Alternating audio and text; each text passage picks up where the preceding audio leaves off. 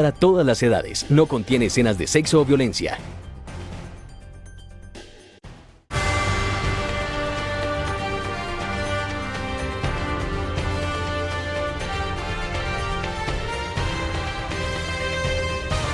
Este es Canal Capital.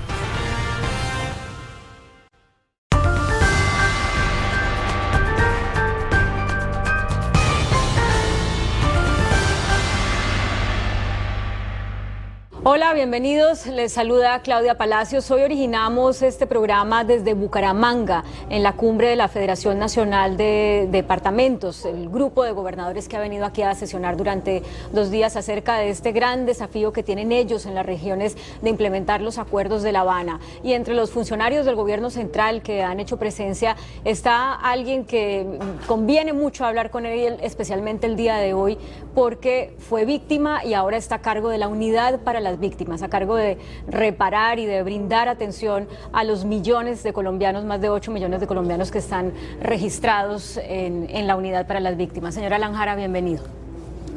Muy buenas tardes, noches. Lo que usted quiera. Buenas. Después de oír el anuncio de la finalización de la negociación del acuerdo en La Habana, como víctima, pero también como esta persona que tiene esta gran responsabilidad, ¿qué sentimientos y emociones pasan por su cabeza y por su corazón? Bueno, lo primero es que oír que se acabó la guerra en Colombia me emocionó mucho. No, son de esos sueños que uno tiene siempre y que trabaja por ellos, pero que siempre tiene como la duda de que si algún día se van a concretar o no. Cuando anunciaron eso, pues sentí que ese sueño finalmente llegaba, porque además de mi convicción de que la paz pues es el estado natural que tiene que tener una sociedad y no la guerra, también la posibilidad de esa paz, de esa terminación del conflicto, durante mucho tiempo fue mi opción de libertad. Yo asociaba la paz a la libertad cuando estaba secuestrado. Creía que la única manera de que yo pudiera salir de allí era con un evento como el que se concretó precisamente con este acuerdo de terminación del conflicto. Entonces fueron muchas emociones, pero todas muy, muy positivas. Y después de esa alegría inicial, también piensa uno en los que no salieron y que si esto se hubiera podido hacer antes, pues cuánto dolor también se hubiera evitado. Es como la siguiente reflexión que uno hace. Pero se le viene a usted un desafío enorme, porque si bien hay 8 millones de víctimas registradas como tal, fíjese que cuando empezó a regir la ley de justicia y paz, con la que empezaron los paramilitares a contar la verdad y las víctimas por fin a decir yo fui víctima, podría pasar una cosa similar ahorita cuando empiece la Comisión de la Verdad y el Tribunal de Justicia Especial a funcionar, que realmente la gran cantidad de víctimas de las FARC sea mayor a la que conocemos o quizá no. Como funcionario de la Unidad para las Víctimas, ¿qué cálculos hace al respecto? Bueno, ahí hay 2 temas. El primero es que Colombia es el único país en el mundo que ha reparado víctimas antes de terminar el conflicto. Y eso implicaba un gran desafío, porque era ir reparando, pero al mismo tiempo se iban generando nuevas víctimas. Y entonces era un tema de nunca acabar. Ahora, cuando se cierra el conflicto, digamos que se cierra esa fábrica terrible de víctimas y entonces hay la opción de ir restando definitivamente los sujetos que están pendientes de reparar, mientras que si el conflicto seguía, pues esa afectación iba a hacer que... O sea, dice usted no habrá nuevas víctimas, pero yo me refiero a que pueden surgir víctimas antiguas que no se han atrevido a decir yo soy víctima. Sí, quienes están en los territorios, lo que hemos estimado es que quienes están en los territorios donde todavía hay actores del conflicto armado y están causando allí una afectación, es probable que esas víctimas o esas personas que están allí y que son víctimas también no se hayan registrado. Eso significaría que habría que abrir un compás para que esas víctimas pudieran registrarse, en el entendido de que no lo hicieron por una fuerza mayor. Porque de hecho el tiempo para registrarse ya venció. Ya venció. Sin embargo, la ley prevé que hay un espacio para aquellos que por fuerza mayor no pudieron hacerlo. Y desde luego fuerza mayor es que en su territorio haya permanecido un actor armado irregular. Entonces cabe esa posibilidad, pero es muchísimo más fuerte y de muchísimo más impacto el que no se generen nuevas víctimas. ¿Pero tiene un cálculo de lo que eso podría ser? La Agencia para la Defensa Jurídica del Estado, en una valoración que hiciera conjuntamente con la unidad, establecía que podía llegar a cerca de 1 millón de personas que en todo el territorio y en el extranjero no se hayan registrado en razón a que todavía había alguna afectación que les impidiera hacer ese registro. Pues ese es un cálculo por encima, esperamos que no corresponda a lo que en sí es, porque hay muchas personas que se han podido registrar y los mecanismos están activados. Los recursos para hacer la reparación, que en parte es económica, por supuesto siempre será simbólica, una reparación económica ante la pérdida de un ser querido o un secuestro, como usted lo vivió, pero los recursos me imagino que no existen, porque de lo que todo el mundo habla y de lo que han hablado aquí en esta cumbre es posconflicto va a costar un dinero que hay que aplicar en las regiones y que los gobernadores ni los alcaldes tienen. Pero es bueno hacer una precisión aquí. Cuando se habla de posconflicto, normalmente se asocia a los costos de la paz. Yo quiero precisar que en el tema de víctimas, esos recursos son costos de la guerra, porque es la afectación del conflicto la que causó esa victimización. Por tanto, que es un ítem muy importante en recurso financiero, es todo él imputable a la guerra, no a los costos de la paz. ¿Pero existen o no existen? Hay de la paz o de la guerra, pero... No, porque es que cuando se empiezan a hacer cuentas, y a mí me ofusca que digan, no, es que la paz vale tanto. Yo no, lo que costó todo eso fue la guerra. Pero mire, hay un fondo para la reparación de las víctimas. Ese fondo tiene 4 ítems de ingresos. Uno, el primero, de los bienes de quienes causaron la afectación, de los victimarios, sean predios, bienes materiales, recurso en dinero, y ese rubro... Que perdóneme, le interrumpo, esos son los de los paramilitares, porque hasta ahora las FARC no han entregado nada para la reparación. No han entregado nada, pero el Estado nunca ha renunciado a la posibilidad de expropiar, como lo ha hecho en varias oportunidades, o de confiscar bienes que sean mal habidos. Entonces, independientemente de que sea paramilitar, guerrilla, esos recursos y los que se entreguen, porque el Acuerdo de La Habana prevé, todo está basado en la verdad, y está basado también en que, producto de esa verdad, debe haber una reparación material, dice el acuerdo, una reparación material a las víctimas. Desde luego supone entonces que tiene que haber unos recursos destinados a ello y, como le digo, también la posibilidad de que el Estado confisque los bienes que no se declaren. Bueno, ahí hay que recordar que el presidente dijo algunos meses que él ha buscado a los recursos de las FARC hasta en la Conchinchina y que no ha encontrado nada, ¿no? La Fiscalía, sin embargo, habló de unas fincas. Hay que seguir buscando, y ahora que se activa el mecanismo de La Habana, pues es una oportunidad también. Lo segundo que hay allí son recursos del presupuesto nacional. Tercero, hay cooperación internacional también. Y cuarto, los propios fondos que genera, los propios recursos que genera el fondo.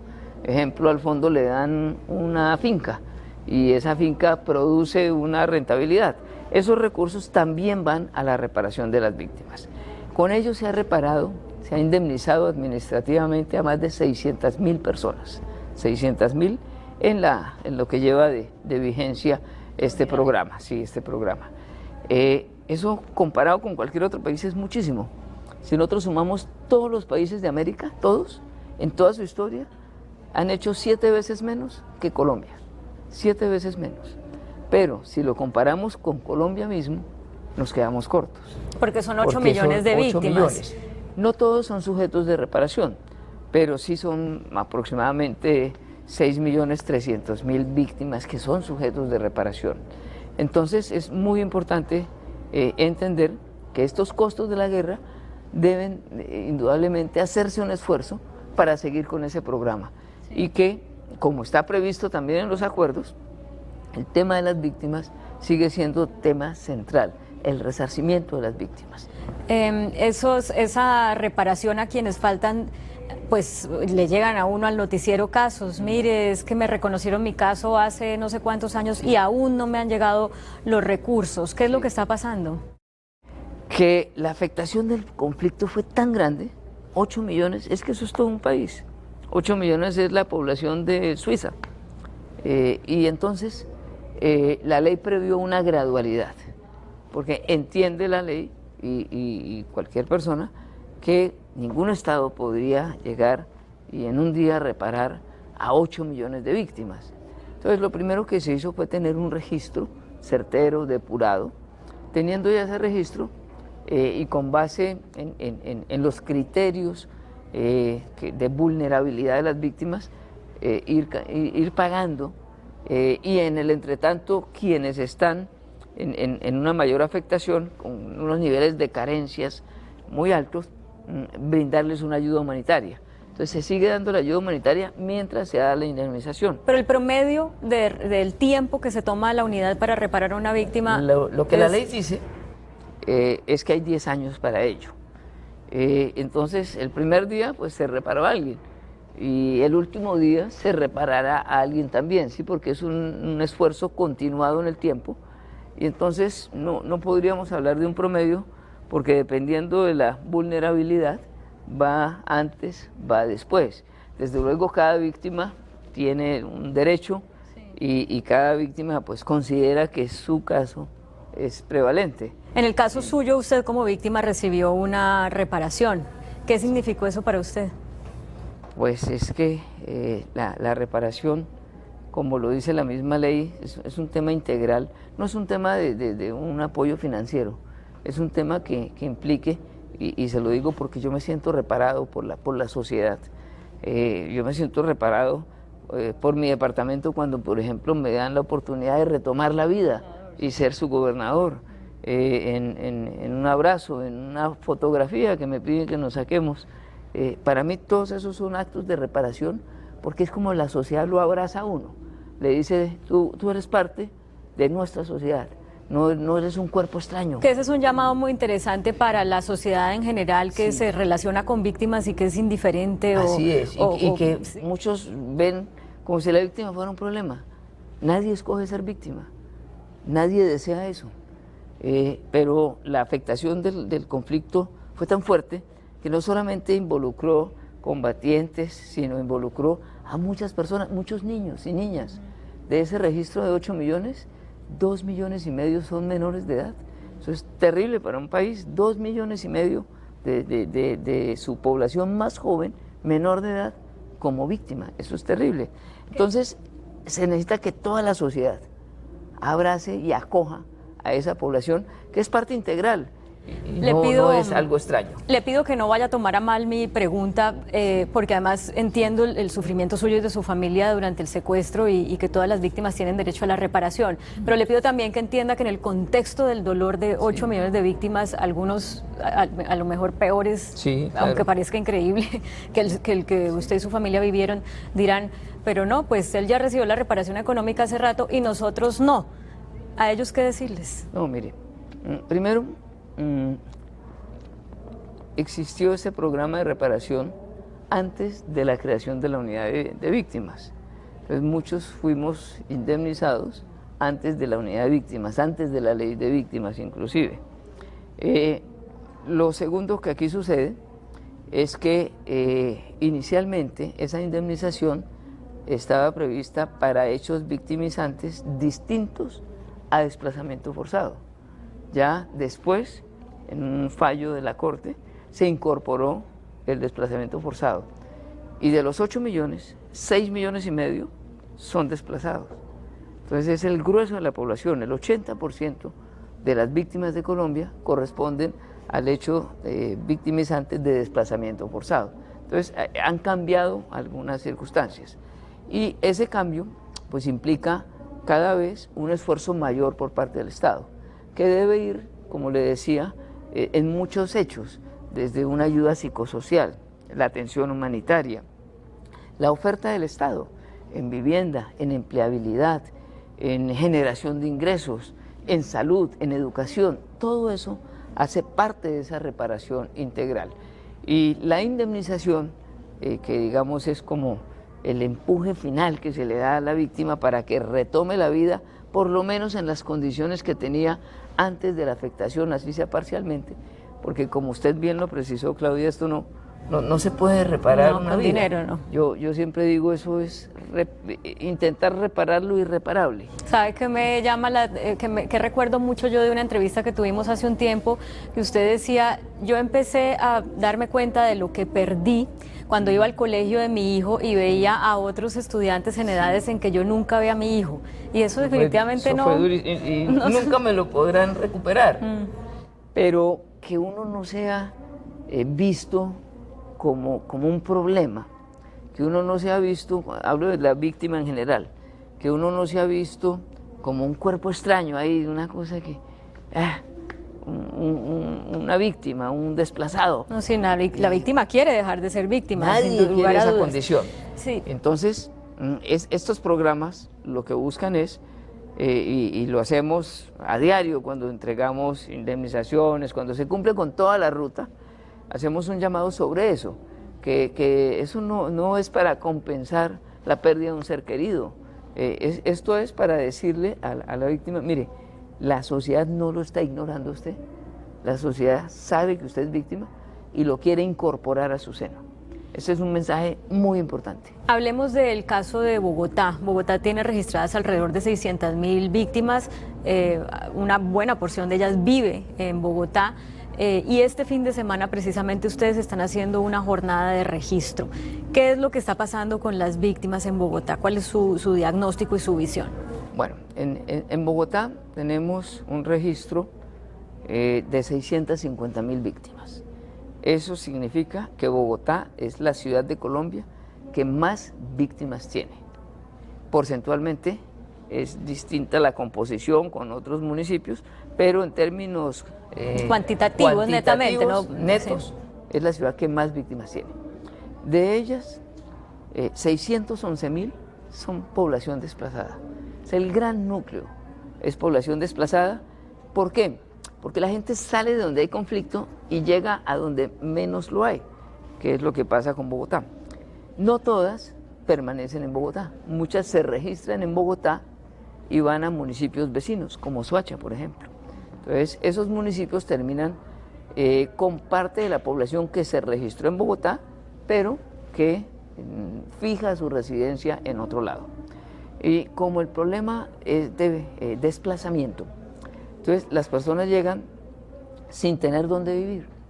Y lo que se genera entonces es que esta población víctima termina habitando en barrios subnormales, en barrios que no están formalizados e incluso en barrios y zonas que son de alto riesgo.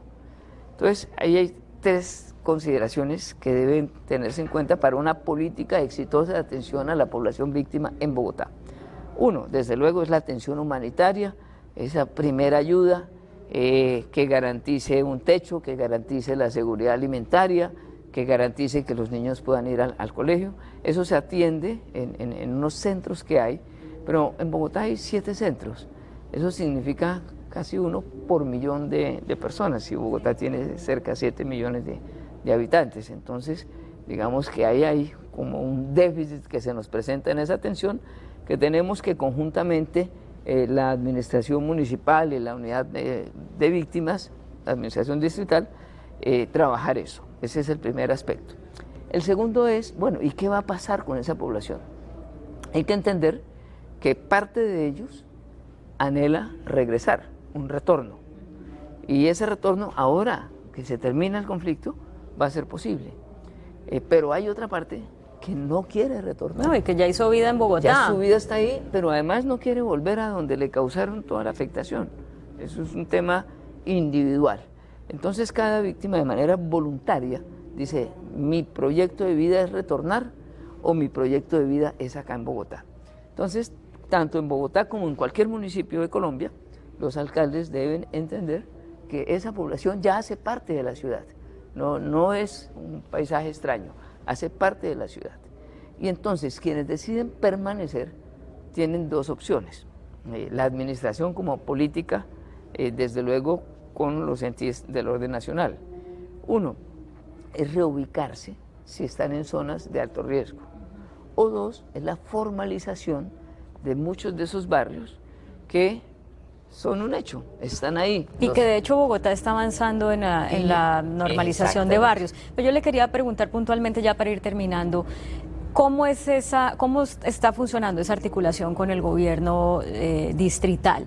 En este momento, y ha sido una noticia, la mesa de víctimas de la ciudad rompió relaciones con el gobierno distrital porque hay una concepción distinta. Es decir, este gobierno dice no podemos tratar a las víctimas de una manera asistencialista. Tenemos es que darle oportunidades dentro de los programas de desarrollo que estamos generando para toda la población vulnerable y que ahí encuentren un empleo y que ahí entren a ser un ciudadano normal. Claro. Pero las víctimas no quieren, pues los de la mesa de víctimas no quieren eso. ¿Usted al respecto qué opinión tiene?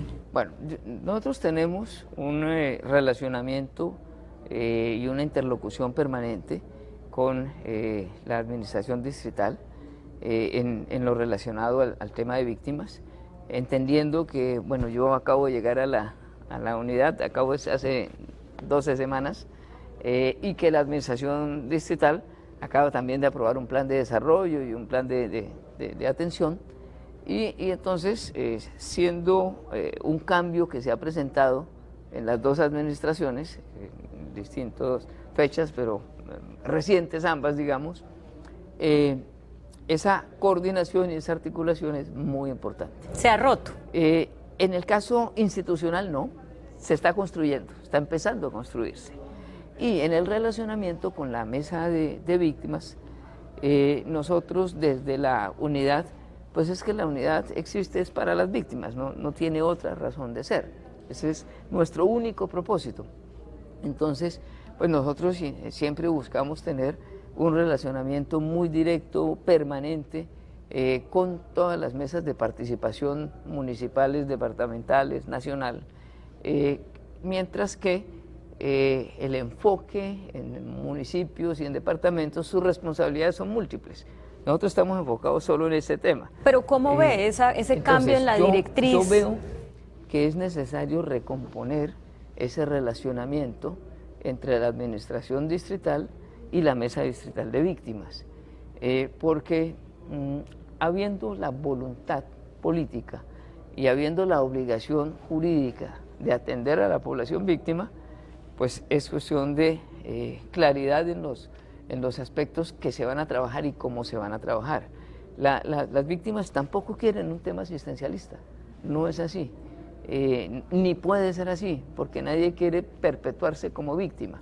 Entonces, yo creo que es posible hacer esa recomposición, porque hoy las relaciones no son buenas, y no necesariamente porque estén pensando diferente, sino porque creo que es necesario precisar el alcance de las políticas que el distrito está planteando y que deben tener por mandato legal el componente víctimas.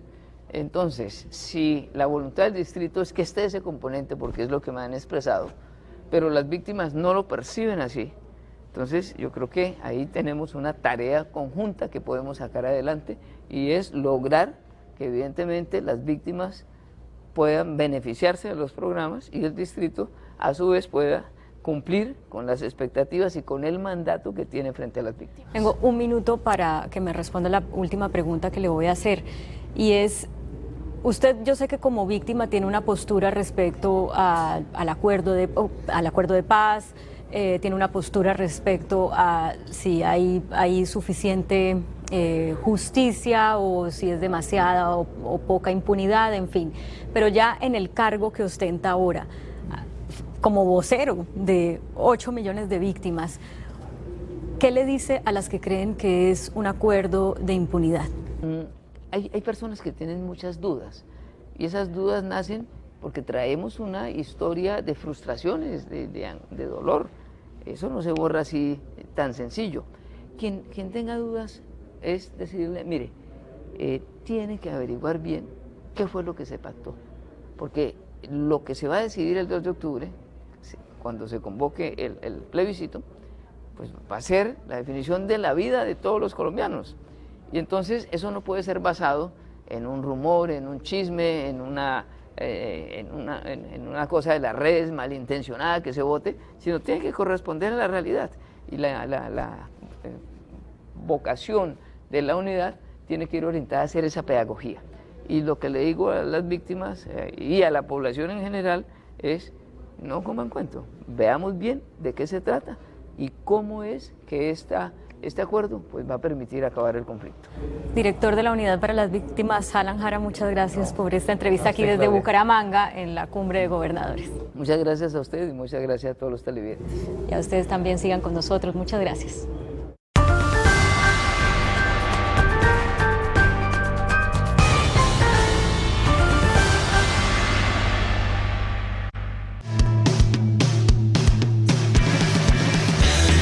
Hey, ¿qué más? ¿Bien o no?